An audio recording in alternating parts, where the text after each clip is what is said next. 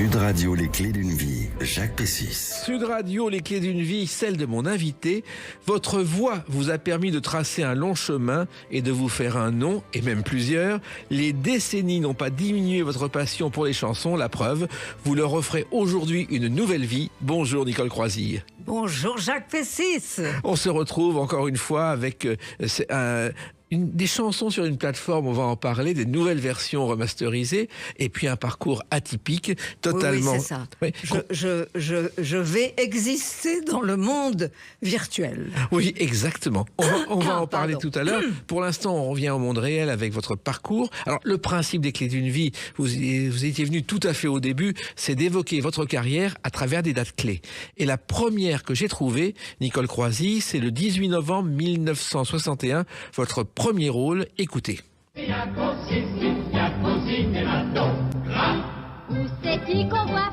Vous êtes Kiki la Singalaise dans Loin de Rueil à la télévision. Ah oui. Vous vous en souvenez?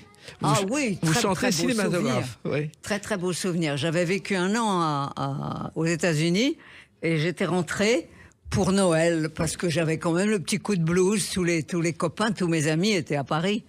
Mais j'avais décidé de m'exiler pour apprendre plus sur le métier. Et le métier tel qu'il est pratiqué aux États-Unis demande de devenir un super pro. Donc je m'étais dit, je vais y aller. Et quand je suis rentrée, et ben voilà, j'ai su qu'il y avait une audition. Et je me suis retrouvée. Et j'ai passé une après-midi avec Jean Vilar. Oui, quand même. Ah oui, non mais là ça pour moi c'est j'ai Marcel Marceau parce que j'ai travaillé avec Marceau pendant 4 ans en an-off comme on dit maintenant pour parler français et cet après-midi avec Vilar quoi. Pour moi c'était un cadeau magique. En fait, il avait adapté ce qui était un roman de Raymond Queneau, écrit en 1944. Voilà. Et la mise en scène était Claude Barma, qui débutait à la télévision aussi comme réalisateur.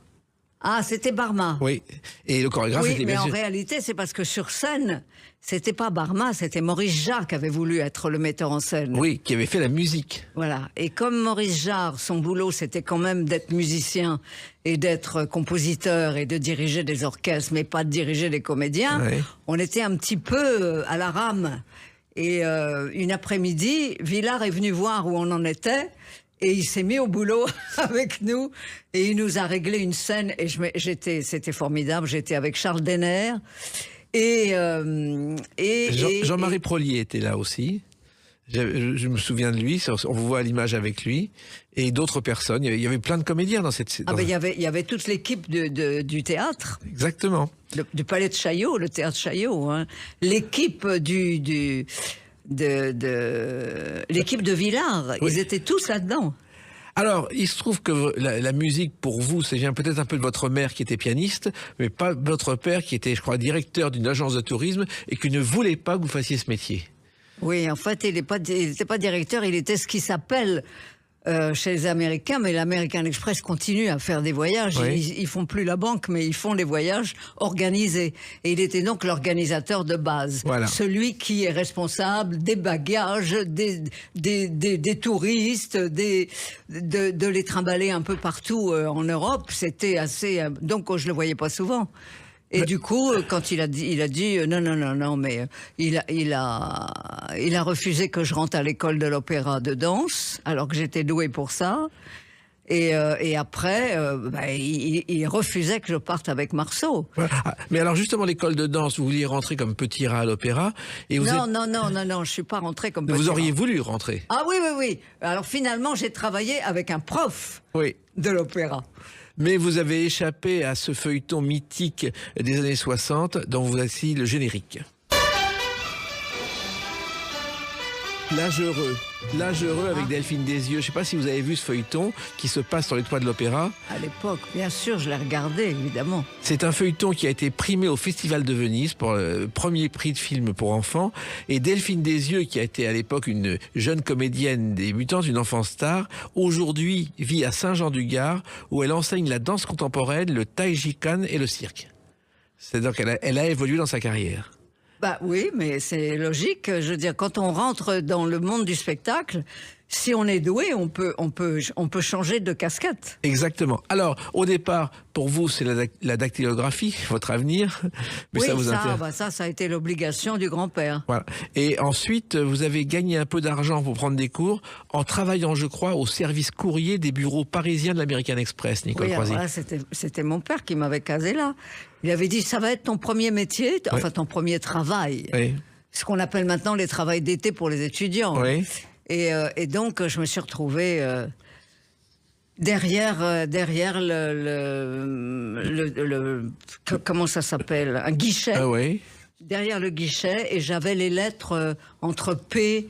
Ouais. Voilà. C'était vraiment pas intéressant pour vous. Non, mais c'était quand même parce que l'American Express, c'est vraiment une énorme boîte de voyage, Ouais. et donc il y avait des gens de tous les États, avec tous les accents possibles et imaginables.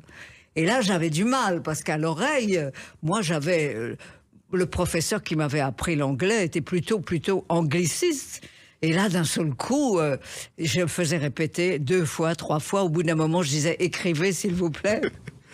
Et puis, il y a eu une audition à la Comédie Française qui a changé votre vie. Vous avez pu rentrer dans le corps de ballet.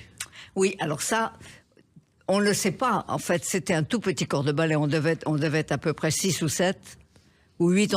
On devait être 4 ou 5 filles et 2 garçons. Mais on faisait tous les tableaux des comédies-ballets de Molière. C'était dirigé à l'époque par Robert Manuel. Oui. Et la femme de Robert Manuel était une grande danseuse qui s'appelait... Claudine Coster. Claudine Coster, je crois. Non, c'est sa première femme, peut-être. Oui, c'est ça. Et là, sur le moment, j'ai un trou.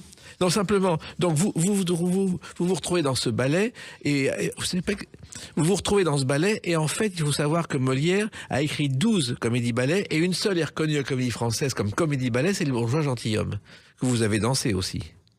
Oui, mais bon, on servait à tout, hein. On était aussi avec les élèves du conservatoire, et on faisait dans Le Bourgeois Gentilhomme. Alors, on faisait tous les éléments à faire, tous les petits personnages, les assistants du couturier, les marmitons, avec les costumes adéquats, avec le bonnet des marmitons, en blanc. Puis on faisait les mamamouchis, qui était l'invention de Molière pour parler des Turcs. Exactement. Parce que c'était à la mode, les Turcs à l'époque. Et bon, c'était assez amusant, quoi. Et ensuite, alors, Marcel Marceau, ça a commencé, je crois, par des cours de mime. Vous avez voulu apprendre le mime? Ah ben oui, non, mais je voulais apprendre parce que à l'époque, j'avais commencé une formation de chanteuse d'opéra. J'avais une voix coloratour, c'est-à-dire les plus aiguës. Ce sont les voix les plus techniques, où on est tellement occupé par la technique que comme il y a des personnages avec une expression dramatique à faire passer, et c'est très difficile de devenir dramatique en étant occupé avec les petites cocottes. Et donc, je m'étais dit, à ce moment-là, Marceau avait ouvert son école, à côté de la Porte Saint-Martin. Et donc, je suis rentrée, j'ai fait une audition, mais comme j'étais danseuse déjà, il m'a pris tout de suite dans l'école. Et au bout de 2 mois, il m'a appelé un matin en me disant ma femme est malade, on part en tournée, est-ce que vous seriez d'accord pour venir? Moi, j'avais 20 ans, j'avais pas encore le droit de dire ce que je voulais faire, j'étais pas encore majeure. Et c'est là où j'ai eu un coup de chaud avec mon père, et qui m'a dit non, on va pas la laisser partir, tu te rends compte, elle va aller dans le monde entier, elle est pas majeure, si elle fait des conneries, ça va être notre faute. Enfin bon, j'ai trouvé ça pas très élégant à 20 ans, entre 20 ans et 21 ans, franchement. Alors j'ai dit bon puisque c'est comme ça, il va falloir que vous m'enfermiez, parce que sinon de toute façon je prendrai la porte, je m'en irai. Et finalement ils ont accepté. Alors ils ont dû réfléchir, ma mère a dû adoucir la colère paternelle, et puis je suis partie en tournée, mais c'était extraordinaire. On était reçus dans toutes les ambassades, dans tous les pays. C'était génial. Marcel Marceau, c'était la France qui se déplaçait. Exactement. Et vos débuts à l'Olympia, vous les avez faits aussi comme danseuse dans ce spectacle. Comme ce soir on est entre amis. Dans quel spectacle? Paris mes amours, Joséphine Baker. Ah bah oui, Joséphine. Voilà, si vous me dites Joséphine, oui, mais bien sûr. Alors Joséphine, j'ai été appelée par le chorégraphe avec lequel j'avais déjà travaillé. Avant l'été, la revue a un tel succès qu'ils allaient basculer, travailler tout l'été et continuer après. Et donc il m'a dit, écoute, j'ai les premières danseuses, il faut qu'elles aillent se reposer un petit peu, il faut qu'on leur donne un mois. Est-ce que tu viens? Je lui ai dit, mais bien sûr, je viens. Donc je me suis retrouvée, j'ai remplacé pas au pied levé, j'ai eu le temps d'apprendre ce qu'il fallait faire, mais bon, on avait des costumes magnifiques. Et Joséphine Baker qui était en pleine forme. Et puis Joséphine qui était là sur le plateau, mais qui était charmante. Oui, et qui avait une énergie. Elle avait fait soi-disant ses adieux à la scène, mais elle revenait quand même à chaque fois. Mais ce qui était amusant, c'était de la voir arriver 2 heures ou 3 heures avant le spectacle. Elle arrivait avec un foulard sur la tête, son petit imperméable, et puis elle frôlait dans les couloirs, oui. Quoi. On ne pouvait pas savoir que c'était elle. Et puis 3 heures après, on la voyait sortir de la loge, une idole extraordinaire. Et il y a eu d'autres dates importantes dans votre vie. J'en ai trouvé une qui est aussi intéressante. C'est le 9 octobre 1966. À tout de suite sur Sud Radio avec Nicole Croisille. Sud Radio, les clés d'une vie, Jacques Pessis. Sud Radio, les clés d'une vie, mon invité Nicole Croisille. Nous parlerons tout à l'heure de ces anciennes chansons remasterisées et qu'on trouve aujourd'hui sur les plateformes. Et j'ai trouvé une date qui est le 9 octobre 66. C'est une émission de télévision intitulée À tout vent. Et c'est la première fois que vous interprétez cette chanson mythique en duo avec Pierre Barou. Comme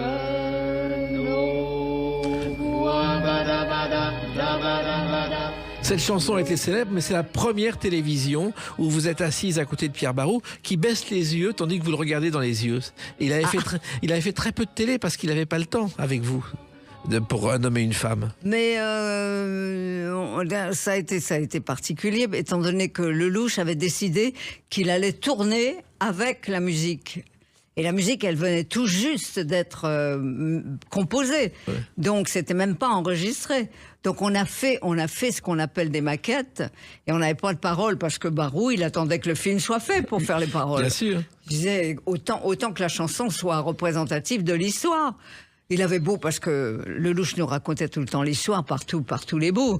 Mais, et donc, voilà pourquoi on a fait des onomatopées. Oui, le dabadabada, d'ailleurs, qui est devenu curieusement shabadabada. Pourquoi? Oui, un journaliste. Alors, à mon avis, ce journaliste-là devait connaître des musiciens de jazz. Oui. Parce qu'en réalité, shabadabada, c'est surtout les batteurs de jazz qui utilisaient ça, parce que le ch, c'était les cymbales. D'accord.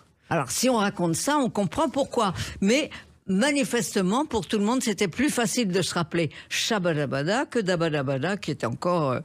ça faisait un peu bêta, quoi, Dabadabada, franchement. Mais vous l'aviez en plus improvisé en studio, ce Dabadabada. On l'a décidé d'un seul coup. On a dit, je lui ai dit, écoute, on va pas faire la, c'est complet, on va être nuls.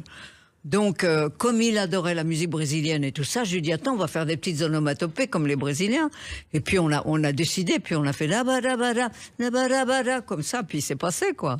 Alors, vous n'imaginiez pas que cette chanson allait changer votre vie, Nicole Croisille? Bah non, mais aucun de nous ne pensait ça. Ni Lelouch, ni... Lelouch, il fait tout avec une passion formidable.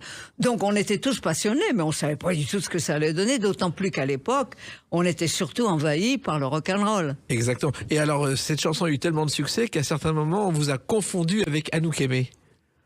Oui, ça collait tellement bien à l'image que voilà. Mais comme en plus elle n'avait pas à faire de synchronisme, c'était sa voix intérieure. Oui. Donc on n'a jamais été en décalage, ça n'a pas été compliqué. Moi j'ai enregistré d'un côté, elle a fait ses images avec Claude, et puis Claude a fait le mixage après.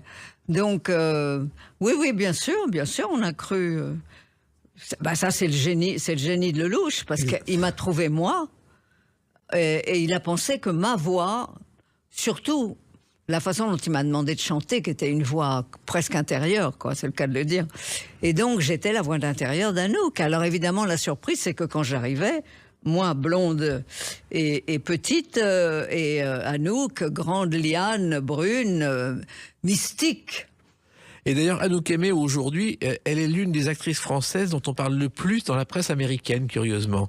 On parle de sa fortune, on parle de ses amours. Elle est toujours très célèbre aux États-Unis. C'est très curieux. Oui, mais parce que le personnage est mystérieux et ça leur plaît, les Américains. Alors, si Claude Lelouch vous a découvert un jour, Nicole Croisy, c'est qu'il a entendu votre première chanson. Comme ce soir on est entre amis, je vais vous dire le secret de ma vie. Ah si j'ai toujours la joie dans le cœur, c'est parce que j'ai trouvé le vrai bonheur. Dieu merci lui-même, c'est votre premier 45 tours, je crois. Oui, comme j'avais vécu aux États-Unis pendant quelques mois, j'avais ramené un disque d'un nouveau qui s'appelait Ray Charles. Voilà. Et j'étais emballée par ça. Et j'ai dit, moi, je veux chanter ça. Et j'ai eu la chance de rencontrer un directeur artistique qui était sur le label Fontana, qui était un sous-label de Philips, et qui était tout à fait emballé en se disant, tiens, on va lancer une petite chanteuse de jazz française. Allons-y. Donc, on m'a fait le texte français. Évidemment, le texte français me fait plutôt rigoler, mais en fait, le texte anglais n'est pas non plus d'une haute teneur intellectuelle. Faut pas... Ce directeur artistique, c'était, je crois, Lee Hallyday, le cousin... Ou alors père... après, oui, après j'ai eu Lee Hallyday qui, lui, alors m'a fait enregistrer un petit 45 tours avec un twist dedans. Et je l'ai vraiment fait parce que je le trouvais sympa. Lee, il avait été formidable, parti en tournée. Il m'avait dit, écoute, tu vas pas rester dans le bus, tu vas crever, je t'emmène dans la voiture. Alors, autant vous dire que les musiciens me regardaient un peu de travers. Oui, mais comme j'étais la seule fille de l'équipe, voilà, moi j'avais accepté de partir en tournée parce qu'il fallait que je gagne ma vie. Or, c'est pas la chanson qui allait encore me faire vivre. Donc, quand il m'avait dit t'as 3 titres, tu passes en première partie, j'ai compris ce que ça voulait dire. On monte sur scène et pendant 3 chansons, c'est-à-dire à l'époque ça faisait 2 minutes et demie, 3 minutes. Pendant 7 minutes, vous entendez Johnny dans la salle, c'est tout. Oui, et c'est vrai que très confortable. Mais Johnny était sympa avec vous. Johnny, il débutait à l'époque. Oui, non, mais Johnny à l'époque, il avait 17 ans, c'était un gamin. Il se défonçait sur scène et puis le restant du temps, il lisait des BD dans sa chambre. Voilà. C'était normal à cet âge-là. Alors, il se trouve aussi que votre passion, c'était le jazz et que vous avez hanté les nuits de Saint-Germain-des-Prés dans les clubs de jazz à l'époque. J'ai rôdé, oui.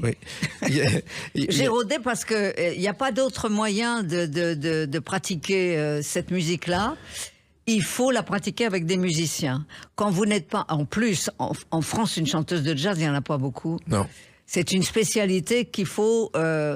embrasser en ayant une bonne retraite ou quelque chose. Enfin, c'est pas là qu'on va gagner sa vie. Donc ça a été une formation formidable, quoi. Petit à petit, je me suis fait des copains. Ils m'avaient repéré et donc quand ils voulaient un peu souffler, un petit peu moins souffler dans l'instrument, mais donc il me faisait monter sur le podium, le plateau, l'estrade, enfin le peu de choses sur lesquelles il jouait, et puis je chantais deux trois standards de jazz. Oui, et notamment les chansons d'Ella Fitzgerald, je crois. On a toutes. Alors à cette époque-là, toutes les filles qui voulaient chanter, évidemment, on écoutait Fitzgerald et Sarah Vaughan. Voilà. Alors Fitzgerald est monté sur scène pour la première fois au Harlem Opera House et on l'accueille en raillant ses vêtements. Je ne sais pas si vous le savez, mais quitte à fringuer comme ça. Donc ça commence mal. Elle arrive sur scène, elle commence à chanter, elle est huée et au bout d'1 heure, elle est devenue une star. Les gens ont compris que c'était une voix unique. C'est assez étonnant, hein. Ils ont ouvert leurs oreilles quand même. Et puis vous avez fait des concerts de jazz, je crois, notamment le festival de Juan Lépin. J'ai eu la chance et le culot. C'est parce que j'étais avec des musiciens formidables. Ils m'ont engagé sur ma bonne mine, je sais pas, parce que j'avais pas encore enregistré rien. Mais je me suis retrouvée, je rêvais de ça, quoi, me trouver au milieu des musiciens de jazz et chanter sur la scène de Jean d'Antibes. Lépin. Il y avait Eddie Louis à l'orgue et Philippe Combel à la batterie. On ne peut pas imaginer meilleurs accompagnateurs. Et c'est vrai que le jazz ça vous a marqué, et que Sarah Vaughan, je crois, c'est elle qui vous a permis, enfant, d'apprendre l'anglais. Bah, c'est-à-dire, j'ai appris l'anglais, enfin, j'apprenais l'anglais à l'école, hein, j'étais douée pour les langues, mais j'ai appris surtout beaucoup de standards en écoutant Nat King Cole, et après j'ai découvert Sarah Vaughan, et je n'écoutais plus que Sarah Vaughan. Comme je travaillais ma voix à coloratour, ça me donnait une grande tessiture, donc je pouvais copier, en fait, Sarah Vaughan. C'est ma meilleure école, ça a été ça. C'est d'essayer de l'imiter. Et quand on imite quelqu'un qui a une belle technique, eh ben, on finit par l'acquérir au fur et à mesure à force de copier ce qu'on écoute. Et quand vous étiez colorato soprano, vous avez notamment appris ces airs. Le duo des fleurs de l'Acmé, ça c'est quelque chose que vous chantiez à la perfection au départ. L'Acmé, la poupée des contes d'Hoffmann. Oui, bah, on apprend les rôles. Et là, j'ai appris avec les partitions. Il fallait apprendre tout le rôle avant de pouvoir le montrer au professeur. Ouais, mais vous auriez pu devenir... Bah, ça c'est des bonnes formations. Hein. Oui, vous auriez pu rester chanteuse lyrique. Ah? Vous auriez pu rester chanteuse lyrique, non? Oh, je ne sais pas si je serais restée. Ça a été une grosse contrainte pour moi, parce que mon professeur, qui était une très grande chanteuse, mais contralte, elle, par contre, alors elle était ravie d'avoir dans son petit groupe de jeunes chanteurs, d'avoir une coloratour. Mais elle ne voulait plus que je prenne mes cours de danse, elle ne voulait pas que je prenne mes cours de comédie parce que ça allait me fatiguer les cordes vocales, et il fallait que je mange le matin au lieu d'un yaourt et un café, il fallait que je mange parce qu'il fallait que... Elle était de cette génération où les divas étaient assez copieuses physiquement. Oui. Et vous remarquerez que maintenant, elles ont compris que c'est pas... Depuis que la grande... Maria Callas. Oui, depuis qu'elle a carrément vécu l'amaigrissement spectaculaire et tout ça, elle risquait beaucoup de perdre la puissance de voix, mais elle a fait ça intelligemment. Elle avait une voix démente, elle faisait la même tessiture que les coloratours et les sopranos dramatiques. Et on les voit maintenant, elles sont magnifiques. Et puis elles bougent, elles dansent. Mais moi, là, j'avais plus le droit à rien. Ouais. Donc, vous avez fait autre chose. Bah oui, j'ai craqué. Et c'est là où je suis partie avec Marceau. Voilà. Et puis, il y a eu d'autres dates importantes. Il y en a une dont on va parler dans quelques instants. C'est le 12 novembre 1992. À tout de suite sur Sud Radio avec Nicole Croisille. Sud Radio, les clés d'une vie, Jacques Pessis. Sud Radio, les clés d'une vie, mon invité Nicole Croisille. On parlera tout à l'heure de ses anciennes chansons remasterisées. Et une date importante dans votre vie, c'est le 12 novembre 1992, la première des 70 représentations de cette comédie musicale. Ah! Ça y est, j'y suis.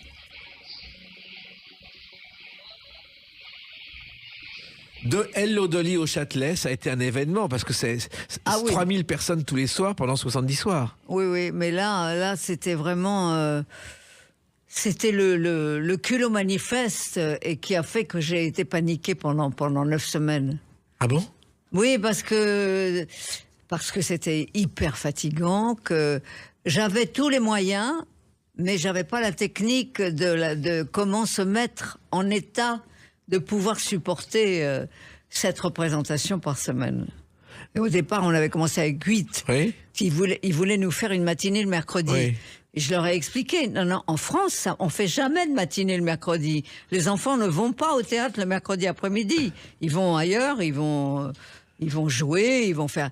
Donc, on va avoir que des salles vides les mercredis. Vous feriez aussi bien, ça va vous coûter plus cher de continuer ça que de laissez-nous tranquilles, puis faisons 7 représentations, c'était déjà beaucoup. Oui, alors Hello Dolly, au départ, ça a été créé à Broadway, adapté d'une pièce inspirée d'une histoire d'un dramaturge autrichien. Elle a été adaptée en France par Jacques Collard et Mac Cab. Annie Cordy l'a joué et vous avez repris le rôle dans la version originale. Non, elle l'a fait après en français. Oui. Moi, je l'ai fait en anglais avec la troupe. Exactement. Une troupe américaine qui avait été montée pour faire une tournée en Europe. Exactement. Et il s'était dit, en France, il faudrait peut-être qu'on prenne une actrice connue. Et c'est tombé sur moi. En plus, le Châtelet, c'était le lieu des grandes opérettes, des grandes comédies musicales. C'est impressionnant. C'était vraiment l'endroit pour ça. Et en plus, moi, à partir du moment où je pouvais jouer en anglais, puisque j'étais bilingue, et chanter en anglais, moi, j'ai préféré ça. J'ai dit, mais oui, mais bien sûr que je veux chanter en anglais, mais bien sûr. Et puis, je veux pas parler français, puisque de toute façon, toute la troupe ne va pas parler français. Et je veux pas répondre en français, ça va être ridicule. Et il se trouve que jouer une comédie musicale, Nicole Croisy, c'était aussi un de vos rêves de toujours. Ah oui. Non, mais à la sortie de l'occupation de la guerre, la Seconde Guerre mondiale, j'avais 7 ans. Et on s'est rendu compte très vite à ce moment-là que quand les Américains vous libèrent, mais ils vous amènent leur culture. Ils préfèrent tout vous amener, on vous libère, et puis on va vous amener tout ce qu'on a de magnifique. Et on s'est retrouvés avec des comédies musicales d'Hollywood. Et là, moi, j'ai craqué, quoi. J'ai dit, mais c'est ça que je veux faire. Je veux être dans ce monde-là, un monde irréel, avec des couleurs, avec des gens qui chantent quand ils ont des soucis, ou qui chantent quand ils sont heureux. C'était magnifique. Alors, vos débuts dans la comédie musicale, ça a été, je crois, avec Jean Marais, dans L'Apprenti Fakir. Oui, alors ça a été une période très délicate, dans la mesure où on n'avait jamais monté de spectacle comme ça en France, et que Jean Marais, qui adorait ça, avait écrit le synopsis, le scénario, mais il n'y avait pas de scénario parce qu'on ne jouait pas la comédie. On chantait et on dansait. Donc, il avait écrit l'histoire, il avait fait les décors, les costumes, tout. Il a produit. La musique était faite par un Américain charmant, Jeff Davis, et il y avait un orchestre de jazz, c'est-à-dire 13 musiciens dans la fosse, au théâtre de la Porte Saint-Martin. Oui, oui. Ce qui fait que j'aurais vécu, moi, toute ma vie au théâtre de la Porte Saint-Martin. Le Châtelet, ça a été une virgule dans ma vie. Quand je me suis retrouvée pour jouer avec Irma la Douce, oui. C'était étonnant pour moi, quoi. Car vous avez fait, cette comédie musicale n'a pas marché, L'Apprenti Fakir. Oui, la première, alors on a eu des mauvaises critiques du style, qu'est-ce que c'est que tous ces jeunes athlètes qui nous font de la danse suédoise sur le plateau, parce que c'était jazz moderne. Bien sûr. Et on n'avait jamais vu ça à Paris. Il y avait même alors, Jean Marais ou pas Jean Marais, ça marche. On a quand même fait le bide. Oui, il y avait une critique où il y avait écrit L'Apprenti Fakir, ça vaut pas un clou. Oui, mais c'était horrible. Et pour Marais, c'était horrible parce qu'il avait mis beaucoup d'argent. En plus, il a perdu beaucoup d'argent. Alors, vous êtes rattrapé donc avec Irma la Douce, d'Alexandre Bréfort et Marguerite Monod. Oui. Et là, ça a été un succès. Là, ça a été un succès, mais bon, c'était une opération française. Oui. Alors que l'affaire de Jean Marais, le chorégraphe, c'était un chorégraphe américain, c'était Georges Reich, avec lequel j'avais déjà travaillé. Et donc, on était sur un spectacle typiquement américain, avec de la danse qu'on n'avait encore pas vue à Paris. Évidemment que si on regardait les comédies musicales américaines, on la voyait, ce style-là de danse. Mais tout le monde n'allait pas au cinéma pour voir des comédies musicales américaines à l'époque. Hein. Mais Irma la Douce, c'était un spectacle français qui a fait carrière aux États-Unis aussi. C'est exactement l'inverse. Oui. Et il y a eu Cabaret aussi. Cabaret, vous avez joué aussi Cabaret. Alors Cabaret, c'est pas vieux. Cabaret, ça date d'une dizaine d'années. Quand j'ai été appelée par Olivier Desbordes, producteur, metteur en scène, un type charmant que j'adore, avec qui on s'est entendu tout de suite, et qui a voulu me demander de faire le rôle de la responsable d'une petite pension de famille. c'est pas le rôle important de cabaret. Mais parce que j'avais plus l'âge de le faire, ce rôle-là. Donc il m'est passé devant le nez, le rôle de la jeune première. Le rôle qui a été fait au cinéma par Liza Minnelli. Liza Minnelli, oui. Alors il se trouve aussi que vous avez, aux États-Unis, lorsque vous avez fait votre première tournée, vous avez dansé aux Folies Bergères, version États-Unis, pendant quelque temps, dans la revue. Bah oui, mais à New York. Oui. Oui, c'est ça. Non, mais moi j'ai fait tout ce que j'avais rêvé de faire, mais c'était pas toujours à l'endroit que j'avais rêvé. Donc quand j'ai fait la comédie musicale de Hello Dolly, c'était à Paris et c'était au Châtelet, mais je rêvais de l'avoir fait à New York, à Broadway. Voilà. Mais à New York, à Broadway, j'y étais avec un spectacle des Folies Bergères. Qui représentait la France. Exactement. Et c'était Patachou la vedette. Alors, vous voyez, là, j'étais... mais je suis arrivée quand même à passer là où j'avais voulu passer. Et puis, justement, parce que vous parlez anglais, vous avez réussi à être star avec une autre chanson. I'll never leave you. I'll never leave Tuesday Jackson. Ah, je n'entendais pas bien. Il se trouve qu'au Oui, départ... alors Tuesday Jackson, ça a été il a fallu que en quelques minutes, après un coup de téléphone, on avait tout enregistré et c'était d'accord, c'était OK, mais on ne devait pas savoir, puisque c'était en 68, et on avait fait, nous, Un homme et une femme en 66. Oui. Et donc, la voix d'un homme et d'une femme, elle était connue, mais là, il n'était pas question qu'on sache que c'était la même personne. Oui. Donc, on m'a appelé d'un seul coup, post-production, 6 mois après les enregistrements. Attention, le film va sortir, il faut que tu trouves un nom américain. Le film, c'était le film de Marcel Carné, Les Jeunes Loups. Les Jeunes Loups. Et la chanson a fait un succès, pas le film. Pas ce qui était prévu de la part de Marcel Carné. Il a dû être très très déçu. C'était son dernier film en fait. Oui, et cette chanson a fait un succès et on a découvert qui vous étiez, je crois, au Midem à Cannes. Voilà, le film allait sortir. Il était pas encore dans les cinémas. On avait un mois d'avance, quoi.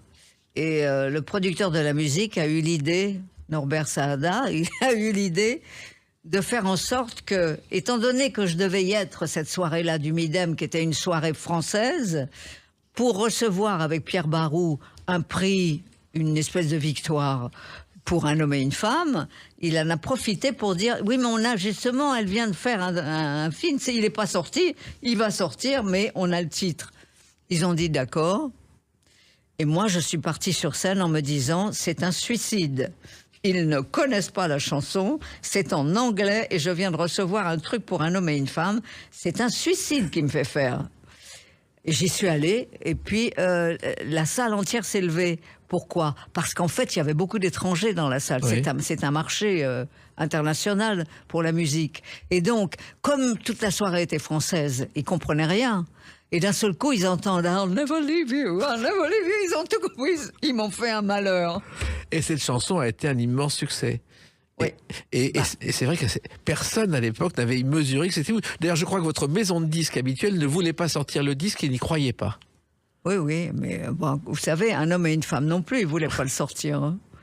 Il y a des moments où on arrive avec un objet qui semble incongru, qui n'est pas à la mode sur le moment.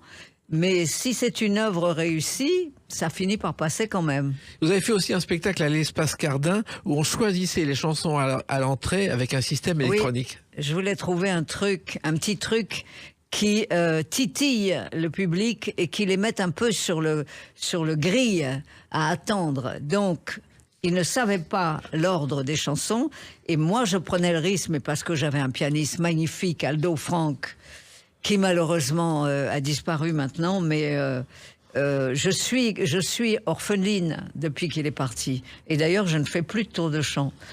Parce qu'on avait une telle complicité. Une fusion tous les deux, de la façon de comprendre et de ressentir la musique.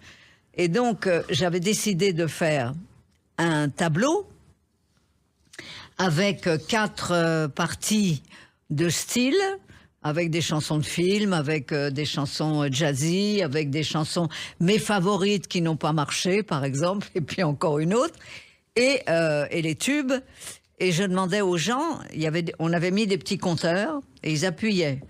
Évidemment, je suis bien persuadée qu'il y avait quand même certains soirs où ils appuyaient plusieurs fois sur le même bouton parce qu'ils voulaient cette chanson-là. Ouais. Ça, d'accord. Mais j'étais pas là non plus avec un notaire et avec... Et un on huissier. n'allait pas surveiller. C'était un gimmick, en fait, ce qu'on appelle un gimmick. Et moi, si j'avais été là, si j'avais voté, je crois que j'aurais choisi cette chanson. Toute une enfance à l'ombre de la maison de mon grand-père. J'étais si jeune et je regardais la Garonne. La Garonne. La Garonne qui est vraiment, pour moi, et pour beaucoup de gens, une de vos plus belles chansons. Alors la Garonne, c'est un petit accident de parcours qu'on connaît pas. C'est que Pierre Gross, qui a écrit, m'a apporté cette chanson, et le compositeur était celui qui avait fait Emma. Oui. Et donc, il nous avait proposé la musique, et Gross a eu cette idée en voyant un documentaire sur la Garonne. Il s'est dit, ah mais oui, mais voilà, ça c'est un personnage pour Croisille, parce que la Garonne qui est passionnée, qui déborde quand elle... Et puis qui après fait en sorte que la terre et que c'est des vignes magnifiques après. Bon, il m'amène ça. Alors, il me dit, tu connais pas la Garonne? J'ai dit, je connais la Garonne comme ça, mais je veux dire, j'ai pas vécu dans le coin. Mais il me dit, mais moi non plus. Et après, évidemment, on m'a appelé pour faire une remise de prix à un château X ou Y, je sais plus lequel. Mais la chanson a été un succès, comme ces autres qu'on va évoquer à travers une autre date, le 9 octobre 2023. A tout de suite sur Sud Radio avec Nicole Croisille. Sud Radio, les clés d'une vie, Jacques Pessis. Sud Radio, les clés d'une vie, mon invité Nicole Croisille. Donc on a évoqué votre long parcours avec tout ce que vous avez fait, et aujourd'hui sortent de nouvelles versions de vos chansons remasterisées. C'est sorti, le premier est sorti le 9 octobre 2023. Ce sont des chansons qui sont des classiques et il y a 3 albums remasterisés à Genève par David Aziz, on va en parler, et notamment cette chanson qui est un de vos classiques et qui a été entièrement nettoyée pour répondre au goût des jeunes oreilles. Je me suis enfin sentie femme. Ah bah là, j'entends maintenant. Ça change tout, là. Une femme avec toi. Tu es gay comme un Italien est devenu pratiquement une expression courante grâce à cette chanson, Nicole Croisille. Oui, alors c'est très étonnant parce que c'était notre adaptateur. C'était une chanson italienne au départ. C'est une chanson italienne. Elle était sur le bureau de l'éditeur qui était mon producteur, ouais. Claude Pascal. Et surtout, l'homme qui m'a permis de devenir une chanteuse française connue, c'est Claude de Jacques. Et c'est grâce à lui que j'ai eu une direction que je pouvais suivre. Parce que moi, j'avais envie de tout faire, oui. alors c'était pas possible. Lui, il vous a cadré, il a dit tu feras ça. Oui, il a bien réfléchi quand je suis allée le voir en lui disant, je suis très embêtée parce que je n'arrive pas à décider quel style de chanson je dois chanter en français. Que moi j'arrive du jazz et là je suis perdue quoi.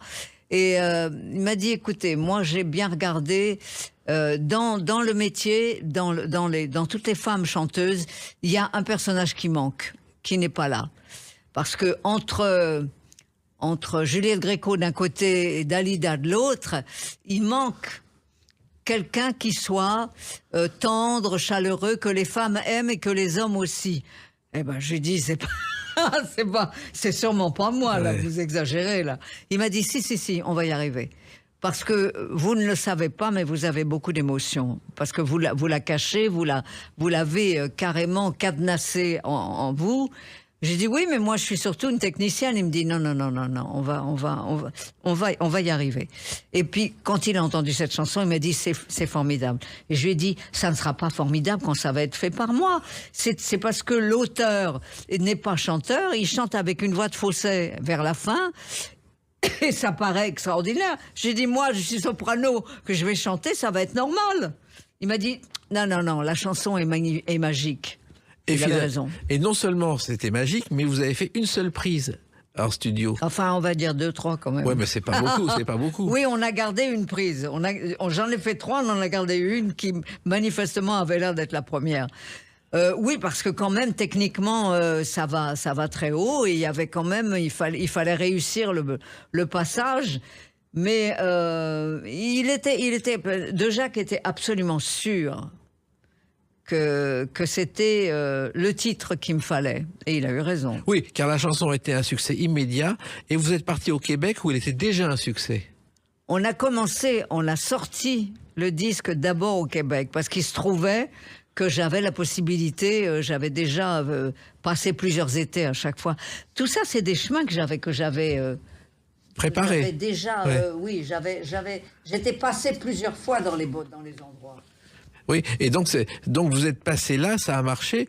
Et il y a quelqu'un aussi à qui vous devez beaucoup, c'est Michel Colombier, qui a été l'arrangeur de ces chansons. Après, moi, Colombier faisait partie des musiciens que je connaissais, parce que Colombier était un musicien de jazz au départ. Oui, et qui a ensuite travaillé avec Supertramp, Barbara, Paul Naref et Madonna. Oui, il est l'auteur de la musique du générique d'Antenne 2, dessinée par Follon, qui a duré 10 ans.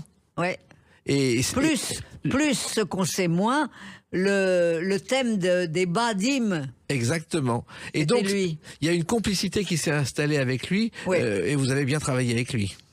Alors, il y a eu quand même quelques protestations des féministes à l'époque, je crois. Quelques féministes d'avant.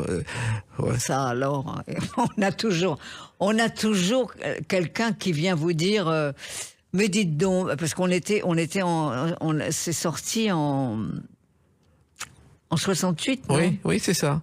Donc il y a eu quelques protestations. En 78, ouais. Enfin, je sais plus. Là, je sais 78, plus les dates, je crois. bon. Et c'était l'année de la femme, quand on a créé l'année de la femme. Alors, évidemment, il y en a un tout malin qui est arrivé en me disant, mais enfin, vous êtes réac. Oui. J'ai dit, excusez-moi, ça veut dire quoi, ça? Bah, il me dit, enfin, on est dans l'année de la femme, et vous chantez femme. Et j'ai dit, alors? Qu'est-ce qu'il y a de réac là-dedans? Une femme qui vient d'avoir l'émotion de sa vie, le grand choc de sa vie, et qui va le crier sur les toits pour dire « Je suis heureuse, ça y est, je suis une femme ». Vous trouvez que c'est réac, ça? Moi, je vais vous dire une chose, ça va arriver de plus en plus. Les femmes vont se libérer, là. C'est pas possible, hein. Vous aviez raison. Alors, vous étiez déjà une chanteuse branchée, et vous l'avez démontré avec une autre de ces chansons qui est également remasterisée. J'ai besoin d'entendre ta voix. Le courage me manquait de moi. Téléphone-moi.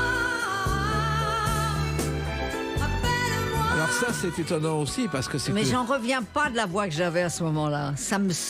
J'ai l'impression qu'elle est beaucoup plus aiguë maintenant, avec tous les changements techniques qui sont arrivés.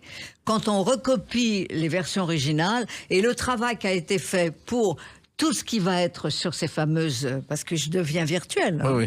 Je vais être sur les plateformes. Comment on appelle ça, les plateformes. Alors c'est justement. Plateforme, c'est pas terrible, je Oui, trouve. On aurait trouvé un autre terme que ça. Je suis sur la plateforme.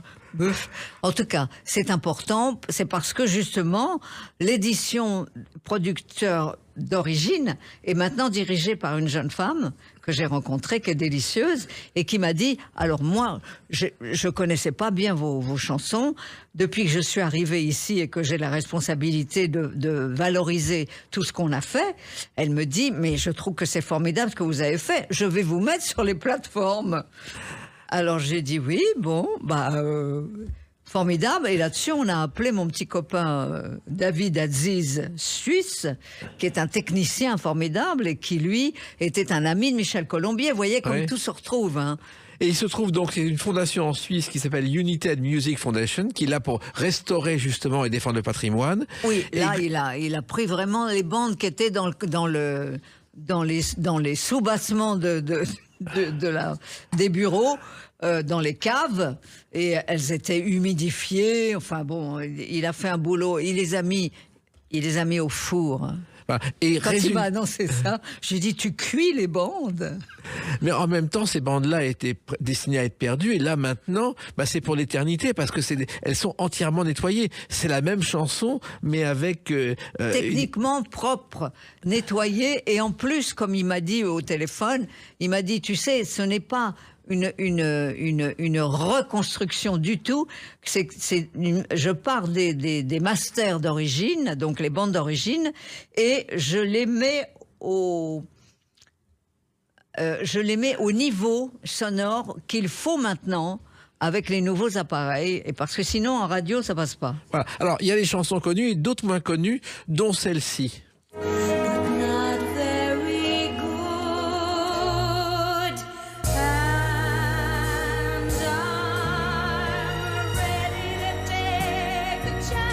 Beaucoup chanté en anglais, Ready to Chance Again, c'est une chanson, je crois, qui n'était jamais sortie en France, qui est sortie en Australie, en Angleterre. J'adorais. C'est fou parce que... Il y en a eu 2 ou 3 que j'ai fait à ce moment-là, parce que j'avais l'écoute de Claude Dejac, oui, qui comprenait que de temps en temps, il fallait qu'on me laisse faire au moins 1 ou 2 chansons qui soient de mon monde musical à moi, même si c'était peut-être pas aussi populaire que ce que j'avais fait. Et au résultat, vous êtes allé à Londres et ça a marché à Londres. Et puis il y a eu aussi un autre grand moment, et qui est aussi une chanson célèbre qui est remasterisée avec David Alcize, c'est celle-ci. C'est pas facile de dire je t'aime, il y a plus d'amour, il y a des chansons. Léo. Ah, oui, parce que, alors ça c'est Colombier. Voilà. Et un Léo album Ferré, qu'on a fait avec Colombier. Voilà. Vous avez un jour chanté à Champs-Élysées cette chanson devant Léo Ferré. Oui, à la surprise c'était générale. la surprise du chef. C'était Monsieur Grimbert ou Grimbach. Grimbach, qui était le réalisateur de l'émission qui était l'émission de Michel Drucker.